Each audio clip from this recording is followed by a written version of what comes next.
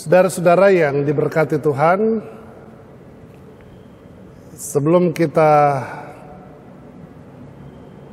membaca dan merenungkan firman Tuhan, mari kita berdoa memohon bimbingan Roh Kudus. Kita berdoa.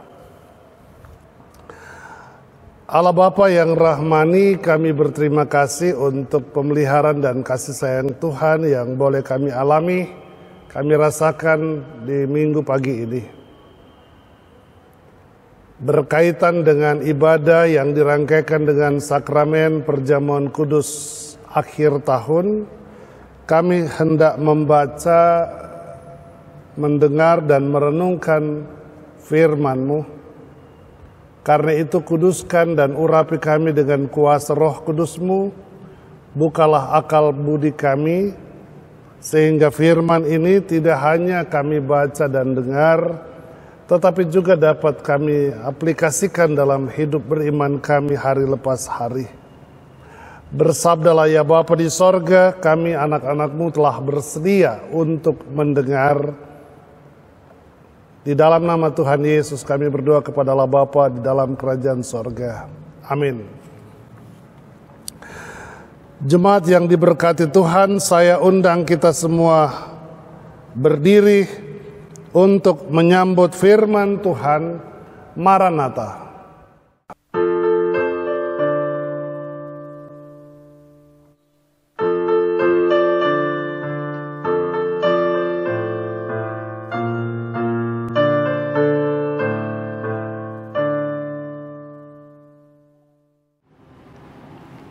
Pembacaan Alkitab dalam ibadah pagi hari ini terambil dari kitab Yesaya pasal 30 ayat 18 hingga ayat yang ke-26 yang menyatakan demikian.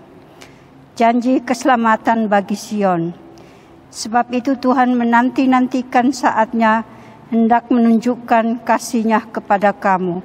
Sebab itu Ia bangkit hendak menyayangi kamu. Sebab Tuhan adalah Allah yang adil, berbahagialah semua orang yang menanti-nantikan Dia. Sungguh, hai bangsa di Sion, yang diam di Yerusalem, engkau tidak akan terus menangis. Tentulah Tuhan akan mengasihani engkau apabila engkau berseru-seru pada saat Ia mendengar teriakmu. Ia akan menjawab. Dan walaupun Tuhan memberi kamu roti dan air serba sedikit, namun pengajarmu tidak akan menyembunyikan diri lagi, tetapi matamu akan terus melihat Dia, dan telingamu akan mendengar perkataan ini dari belakangmu. Inilah jalan, berjalanlah mengikutinya, entah kamu menganan atau mengiri. Engkau akan menganggap najis patung-patungmu yang disalut dengan perak atau yang dilapis dengan emas. Engkau akan membuangnya seperti kain cemar sambil berkata kepadanya, keluar. Lalu Tuhan akan memberi hujan bagi benih yang baru kamu taburkan di ladangmu. Dan dari hasil tanah itu kamu akan makan roti yang lesat dan berlimpah-limpah. Pada waktu itu ternakmu akan makan rumput di padang rumput yang luas. Sapi-sapi dan keledai-keledai yang mengerjakan tanah akan memakan makanan campuran yang sedap, yang sudah ditampi dan diayak. Dari setiap gunung yang tinggi dan dari setiap bukit yang menjulang akan memancar sungai-sungai pada hari pembunuhan yang besar, apabila menara runtuh. Maka terang bulan purnama akan seperti terang matahari terik, dan terang matahari terik akan 7 kali ganda, yaitu seperti terangnya 7 hari, pada waktu Tuhan membalut luka umat-Nya dan menyembuhkan bekas pukulan. Demikian pembacaan Alkitab. Saudara-saudaraku, dari pembacaan firman Tuhan yang telah kita baca dan kita dengarkan bersama, maka hendaklah firman Tuhan diam dengan segala kekayaannya di antara kamu, dan ucaplah syukur kepada Allah.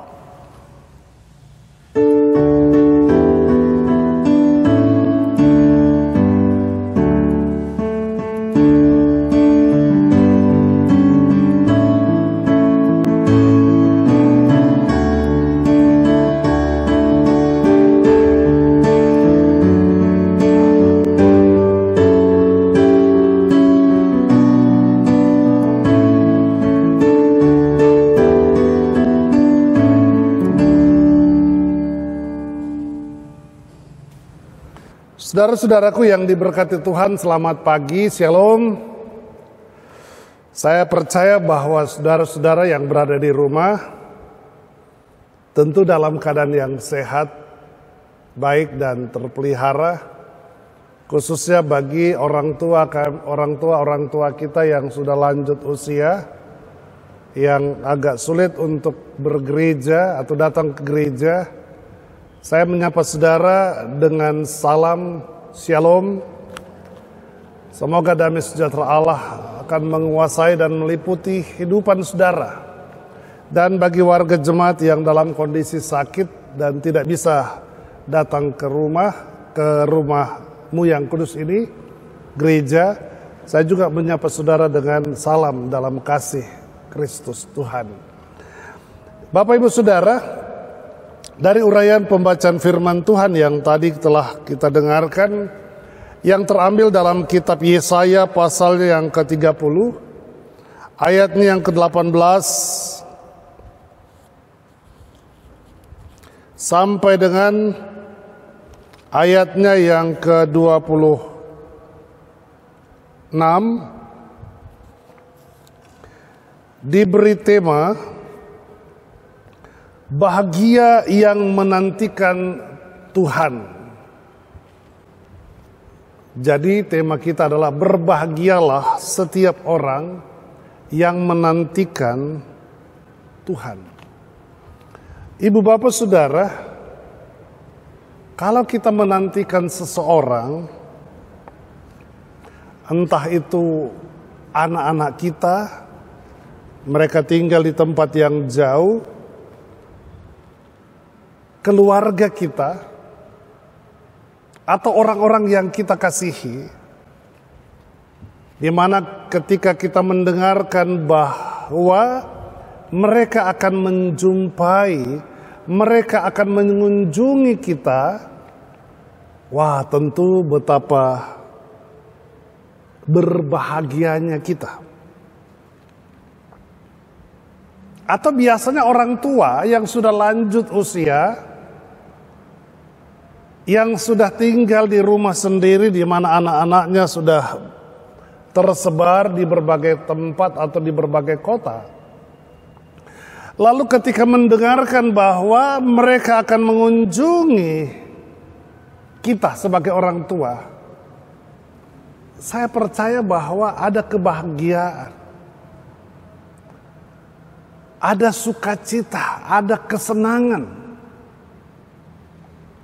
Dan tentu kita sudah mulai membersihkan rumah, kamar-kamar dibersihkan, mempersiapkan masakan apa yang akan kita sajikan ketika anak-anak kita bersama keluarganya akan mengunjungi kita.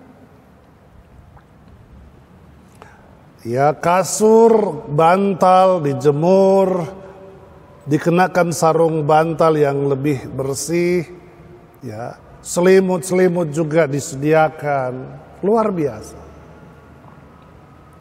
Terlihat ketika orang tua kita itu berbahagia, mereka kelihatan lebih segar, mereka kelihatan lebih muda, mereka kelihatan lebih sehat. Ya. Apalagi ketika anak-anak itu akhirnya mereka datang, ya, lengkaplah kebahagiaan yang diharapkan oleh orang tua kita. Saudaraku, itu juga yang menjadi kebahagiaan tersendiri bagi orang-orang Israel yang terluput dari pengangkutan dan dibawa ke tanah pembuangan. Kita tahu bersama bahwa kitab Yesaya pasalnya yang ke-30 ini mengisahkan tentang orang-orang Israel yang masih berada di Yerusalem. Mereka terluput dari pengangkutan. Di mana sebagian besar orang-orang Israel diangkut, dibawa ke tanah pembuangan dan hidup menderita. Ternyata yang tinggal juga atau yang terluput dari penangkapan dan pengangkutan, ya, mereka juga tidak kalah menderitanya seperti orang-orang yang terangkut dan dibuang ke tanah pembuangan. Mereka mengalami kehidupan yang sulit. Mengapa? Karena kota-kota yang ditinggali oleh orang-orang yang diangkut adalah kota-kota yang sudah hancur lebur. Begitu juga dengan lahan-lahan pertanian, perkebunan juga ikut dihancurkan. Jadi baik orang yang pergi maupun orang yang tinggal juga mengalami perasaan yang sama. Seperti yang dikatakan tadi dalam pembacaan kita. Ya, bagaimana mereka mengalami situasi yang sulit. Ayatnya yang ke-18 dan 19. Sebab itu Tuhan menanti-nantikan saatnya hendak menunjukkan kasih-Nya kepada kamu. Sebab itu Ia bangkit hendak menyayangi kamu. Sebab Tuhan adalah Allah yang adil. Berbahagialah semua orang yang menanti-nantikan Dia. Ayat 9, sungguh hai bangsa di Sion yang diam di Yerusalem, engkau tidak akan terus menangis. Tentulah Tuhan akan mengasihani engkau apabila engkau berseru-seru pada saat Ia mendengar teriakanmu. Ia akan menjawab. Ya. Orang-orang di Israel menangis atas penderitaannya. Menangis atas malapetaka yang sedang mereka alami dan hadapi. Mereka tidak lagi tahu kepada siapa mereka harus menggantungkan perubahan hidup. Menggantungkan harapan untuk penderitaan itu diubah menjadi sesuatu yang menyenangkan. Yesaya mendengarkan tentang jerih keluh kesah mereka. Itulah sebabnya Yesaya berkata kepada mereka yang tinggal di Sion, yang tinggal di Yerusalem, agar mereka berserah kepada Tuhan. Sebab hanya Tuhan yang sanggup mengubah penderitaan, mengubah tangisan mereka menjadi sesuatu yang penuh dengan kebahagiaan.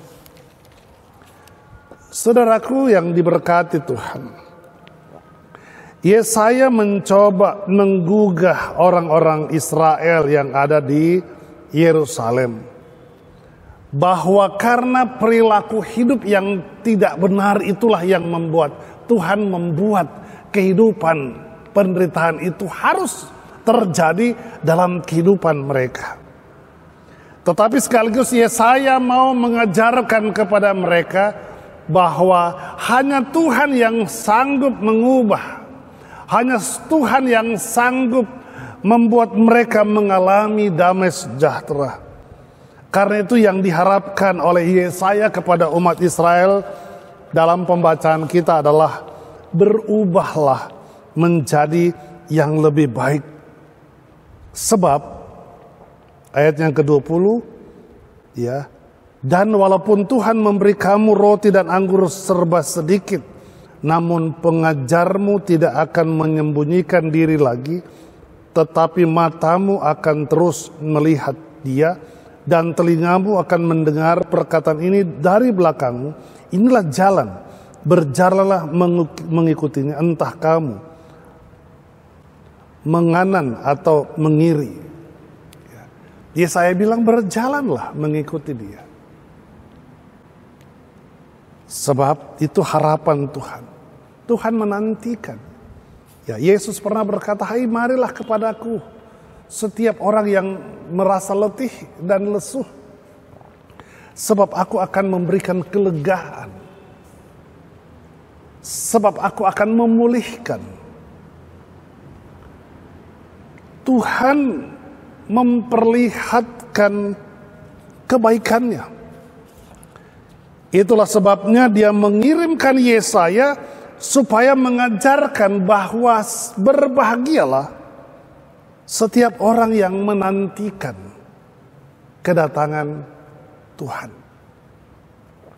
Yesaya berupaya menggugah setiap orang bahwa orang yang menantikan kedatangan Tuhan adalah orang yang pasti akan memperoleh damai sejahtera.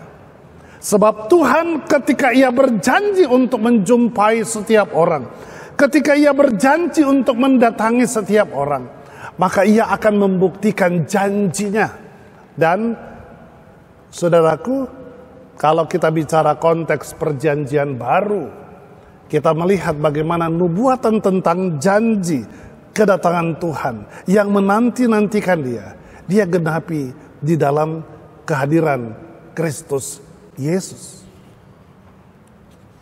Itulah sebabnya dalam bulan Desember sekarang ini kita sudah mendengarkan lagu-lagu Natal ya berkumandang di setiap rumah atau bahkan di mal-mal. Kita mendengarkan instrumen Natal, itu musik dalam kaitannya dengan menantikan kedatangan Tuhan. Gereja-gereja kita menyaksikan bahwa sudah ada dekor-dekor, ya, bagaimana keindahan gereja dipersiapkan dalam kaitannya untuk menantikan kedatangan Tuhan. Ya, tetapi yang penting adalah bagaimana hati dan pikiran kita siapkan supaya Tuhan dia tidak hanya datang hadir di muka bumi ini, tetapi dia mau tinggal tetap di dalam setiap hati saudara dan saya, hati kita semua, supaya hati kita diubah menjadi lebih baik. Mungkin pada hari-hari yang lalu pikiran kita, hati kita dipenuhi, diliputi oleh berbagai dosa yang menghambat berkat. Tuhan ingin menghapuskan semua itu. Pikiran dan hati kita, dia ingin tinggal tetap. Sehingga kita tidak hanya menanti-nantikan dia saja, tetapi kita merasakan kehadirannya dalam kehidupan kita. Kita merasakan bagaimana Tuhan mengubah hidup kita menjadi lebih baik, seperti yang ia inginkan dan harapkan. Saudaraku, kalau Allah saja berupaya untuk mewujudkan janjinya kepada umat Israel, walau mereka sudah hidup dalam keberdosaan, tetapi ketika mereka berseru kepada Tuhan, ketika mereka memohon belas kasihan Tuhan, Tuhan berjanji memulihkan mereka. Saudara dan saya adalah orang-orang yang telah menerima Kristus sebagai Tuhan dan Juru Selamat. Kita pun juga diharapkan oleh Kristus untuk senantiasa dan selalu berseru, memanggil Dia untuk hadir dalam kehidupan kita.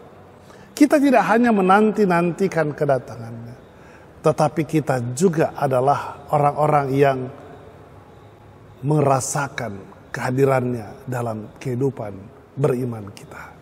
Desember telah kita masuki. Perayaan Natal dalam rangka menantikan kehadiran Tuhan itu sebentar lagi kita akan sambut.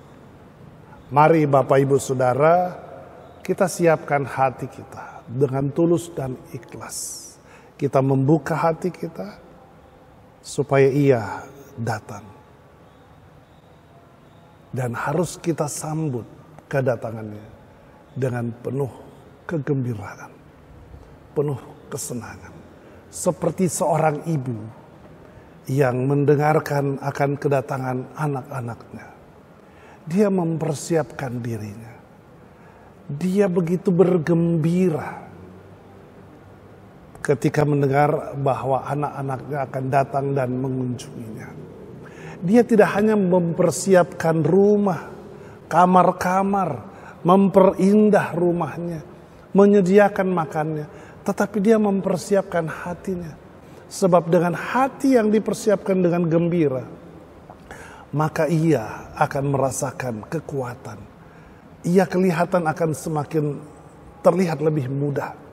Ia terlihat lebih bersemangat, terlihat lebih sehat. Itu juga yang kita harapkan. Ketika kita menantikan kehadiran Tuhan, kita juga harus menyambutnya dengan kegembiraan. Sehingga jiwa kita kelihatan lebih diperbaharui. Hidup kita kelihatan lebih baik lagi.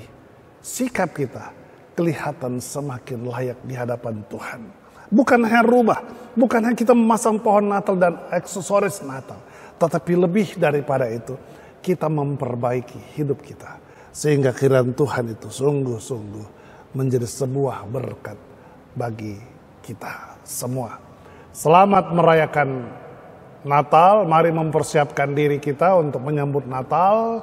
Semoga Tuhan menolong dan memberkati kita. Dan saat ini tuh, saudaraku, kita akan memasuki sakramen perjamuan kudus pertengahan tahun. Ingat Bapak Ibu Saudara, sakramen ini dibuat untuk mengingatkan kembali bagaimana cara Tuhan datang ke dalam dunia dan bagaimana cara Tuhan untuk menebus dosa kita. Dia harus rela mengorbankan dirinya, ia harus mati di atas kayu salib. Ia harus melewati semua proses penyiksaan. Dia menggantikan saudara dan saya untuk penebusan dosa-dosa saudara dan saya. Hari ini jangan melihat roti dan anggur yang kelihatan itu. Tetapi lihat dan pandanglah bahwa roti dan anggur ini adalah simbol dari tubuh dan darah Tuhan Yesus yang telah dikorbankan dan ditumpahkan di atas kayu salib untuk supaya dosa saudara dan saya ditebus. Hayatilah itu sebagai cara Tuhan mengasihi saudara, sebagai cara Tuhan menjumpai saudara, sebagai cara Tuhan untuk mengangkat saudara, supaya kita merasakan kehidupan yang berkemenangan. Mari kita menyambut perjamuan kudus akhir tahun ini sebagai rasa syukur bahwa Tuhan masih memelihara kita sepanjang hidup, bahkan sepanjang tahun di tahun ini. Desember telah kita masuki, artinya sebentar lagi kita akan meninggalkan tahun 2020. Pengalaman hidup yang terjadi di bulan Desember ini, saudara, ya hendak menggugah kita bahwa sampai pada saat ini kasih Tuhan masih Ia nyatakan, pengorbanannya masih Ia berikan, sehingga kita bisa memasuki atau mengambil bagian dalam sakramen perjamuan kudus akhir tahun. Semoga dengan firman Tuhan hari ini dan sakramen perjamuan kudus hari ini, kita semakin berserah dan menantikan kedatangan Tuhan dengan penuh ungkapan syukur. Tuhan memberkati kita sekalian. Amin.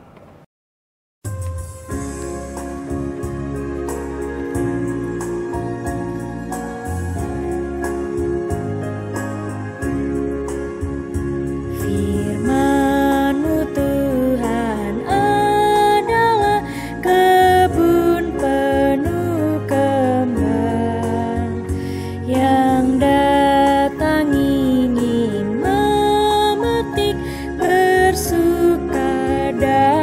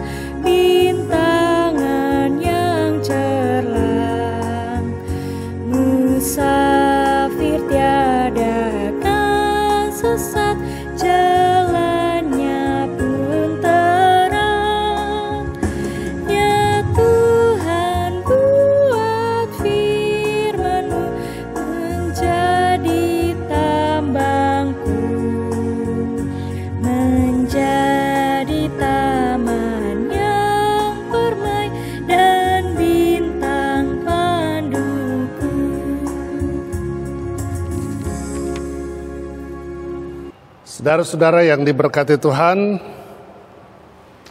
kita akan melaksanakan sakramen perjamuan kudus akhir tahun.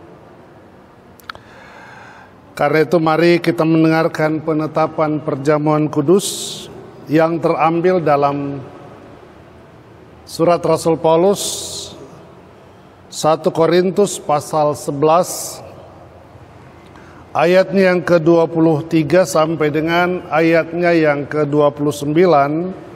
Firman Tuhan mengatakan, sebab apa yang telah kuteruskan kepadamu telah aku terima dari Tuhan, yaitu bahwa Tuhan Yesus pada malam waktu ia diserahkan mengambil roti, dan sesudah itu ia mengucap syukur atasnya, ia memecahkannya dan berkata, inilah tubuhku yang diserahkan bagi kamu, perbuatlah ini menjadi peringatan akan aku.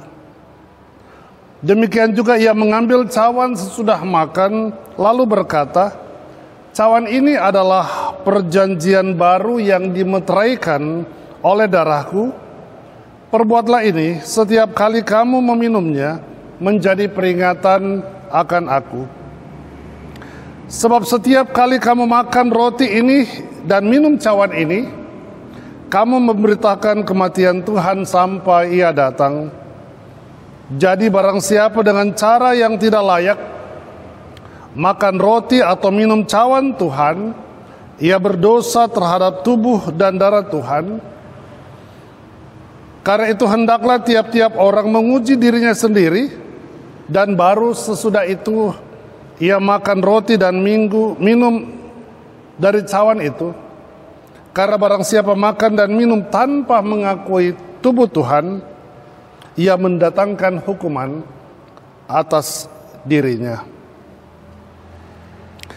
Saudaraku, sesungguhnya roti dan cawan berisi anggur ini merupakan kesaksian tentang telah dipulihkan hubungan manusia dengan Allah yang terputus karena dosa melalui Tuhan kita Yesus Kristus. Melalui perjamuan kudus ini, persekutuan antara Tuhan Yesus dan para murid pada perjamuan malam terakhir akan berlangsung terus hingga penggenapannya di dalam kerajaan Allah, di mana kita duduk bersama Kristus di perjamuannya. Saudara-saudara, persekutuan dengan Kristus yang kita alami dan hayati melalui perjamuan kudus ini sesungguhnya hendak mengingatkan kita kembali pada hidup baru yang untuknya kita telah dipanggil keluar dari kegelapan dosa kepada terang keselamatan oleh Yesus Kristus. Hidup yang dimaksud adalah hidup yang bersaksi melalui kata dan perbuatan untuk kemuliaan Sang Penebus dan Juru Selamat kita, Yesus Kristus. Mari kita berdoa sebelum kita melaksanakan sakramen perjamuan kudus, dan doa tersebut akan disampaikan secara berbalasan. Ya Bapa Maha Kudus, Pencipta dan Raja semesta, kami bersyukur dan memuliakan nama-Mu, sebab kami percaya bahwa roti dan anggur dalam cawan ini adalah lambang tubuh dan darah Tuhan Yesus Kristus. Melalui roti dan anggur dalam cawan ini, Engkau mempersatukan kami dengan Yesus Kristus, agar kami beroleh pengampunan dosa dan hidup baru yang kekal untuk memaklumkan kerajaan-Mu dan kebesaran pengasihan-Mu bagi dunia ini, dan menjadikan kami milik-Mu. Engkau mengangkat semua orang yang jatuh, menegakkan yang tertunduk, memulihkan hati yang hancur. Engkau menghibur yang berduka, membebaskan yang tertindas, dan menghentikan semua badai kehidupan dan pertikaian bangsa-bangsa. Oleh karena itu, bersama dengan semua hamba-Mu, malaikat dan manusia, nabi-nabi, para rasul dan martir, serta seluruh gerejamu di segala waktu dan tempat dan di sorga. Kami memuji dan memuliakan namamu dalam ada kebesaran yang tiada hentinya. Kudus, kudus, kuduslah Tuhan yang Maha Kuasa, yang sudah ada dan yang akan datang.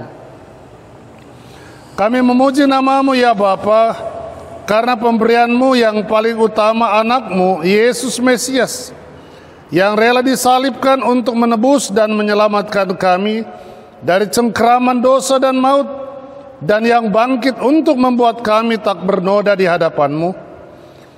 Utuslah Roh Kudusmu mendiami hati kami, agar kami yang menerima roti dan anggur dalam cawan ini benar-benar menjadi anggota tubuh Kristus di dunia, yang saling mengasihi dan melayani menurut teladannya, serta membawa damai sejahteramu kepada segala makhluk.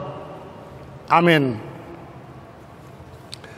Saudara-saudaraku, sebelum kita masuk dan menerima roti anggur dan anggur sebagai lambang tubuh dan darah Tuhan Yesus, saya undang kita semua berdiri dan bersama semua orang percaya di sepanjang waktu dan tempat, mari kita mengikrarkan pengakuan iman menurut pengakuan iman Nisea Konstantinopel. Dengan hati dan mulut masing-masing kita berkata, aku percaya kepada satu Allah, Bapa yang Maha Kuasa, pencipta langit dan bumi, segala yang kelihatan dan yang tidak kelihatan, dan kepada satu Tuhan Yesus Kristus, Anak Allah yang tunggal, yang lahir dari Sang Bapa sebelum ada segala zaman, Allah dari Allah, terang dari terang, Allah yang sejati dari Allah yang sejati, diperanakan bukan dibuat, sehakikat dengan Sang Bapa, yang dengan perantarannya segala sesuatu dibuat, yang telah turun dari sorga untuk kita manusia dan untuk keselamatan kita, dan menjadi daging oleh Roh Kudus dari anak darah Maria, dan menjadi manusia, yang disalibkan bagi kita di bawah pemerintahan Pontius Pilatus, menderita dan dikuburkan, yang bangkit pada hari ketiga sesuai dengan isi kitab-kitab, dan naik ke sorga, yang duduk di sebelah kanan Sang Bapa, dan akan datang kembali dengan kemuliaan untuk menghakimi orang yang hidup dan yang mati, yang kerajaannya takkan berakhir. Aku percaya kepada Roh Kudus, yang menjadi Tuhan dan yang menghidupkan, yang keluar dari Sang Bapa dan Sang Anak, yang bersama-sama dengan Sang Bapa dan Sang Anak disembah dan dimuliakan, yang telah berfirman dengan perantaraan para nabi. Aku percaya satu gereja yang kudus dan am dan rasuli. Aku mengaku satu baptisan untuk pengampunan dosa. Aku menantikan kebangkitan orang mati dan kehidupan di zaman yang akan datang. Silakan duduk. Kita menyanyikan dari nyanyian Kidung Jemaat 368 ayat 1 dan ayat yang kedua, pada kaki salibmu.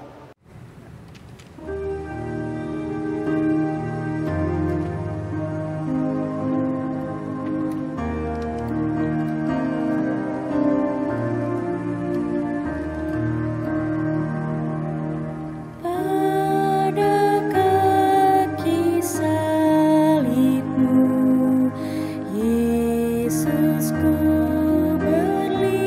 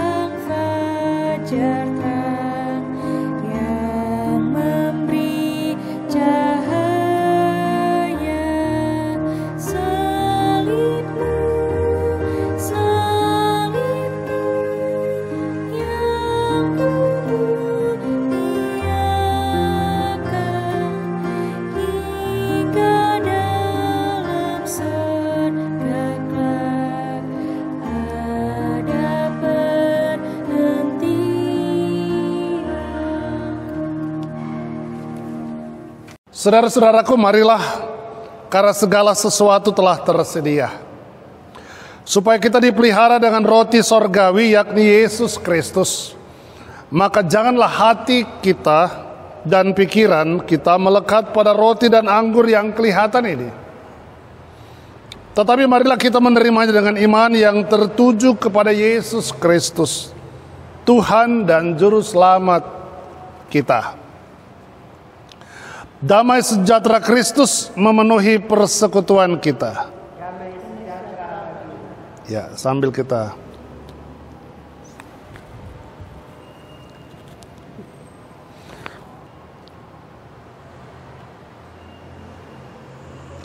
saudara-saudara, roti yang kami pecah-pecahkan ini adalah lambang dari tubuh Tuhan kita Yesus Kristus.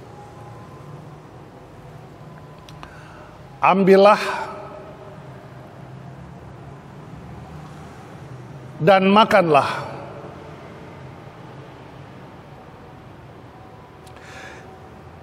Ingat dan percayalah bahwa tubuh Tuhan kita Yesus Kristus telah dipecah-pecahkan untuk penebusan bagi dosa-dosa kita.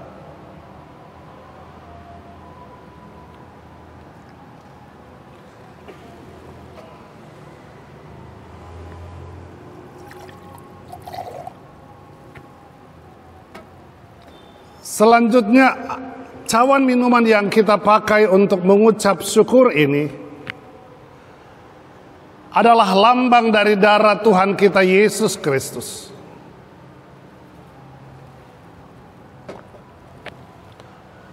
Ambillah dan minumlah.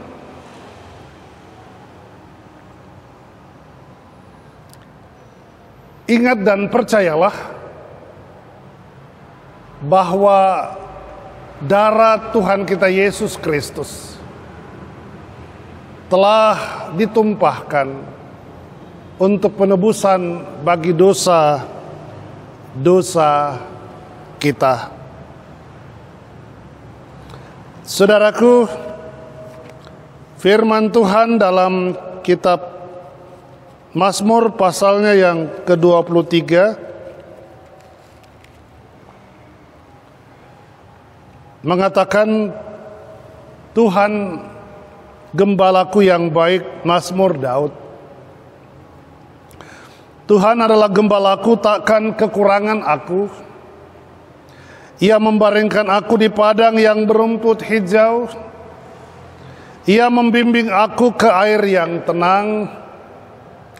Ia menyegarkan jiwaku. Ia menuntun aku di jalan yang benar oleh karena namanya. Sekalipun aku berjalan dalam lembah kekelaman, aku tidak takut bahaya. Sebab Engkau besertaku, gadamu dan tongkatmu itulah yang menghibur aku. Engkau menyediakan hidangan bagiku di hadapan lawanku. Engkau mengurapi kepalaku dengan minyak, pialaku penuh melimpah. Kebajikan dan kemurahan belaka akan mengikuti aku seumur hidupku, dan aku akan diam dalam rumah Tuhan sepanjang masa. Damai sejahtera Allah yang melampaui segala akal akan memelihara hati dan pikiranmu dalam Kristus Yesus.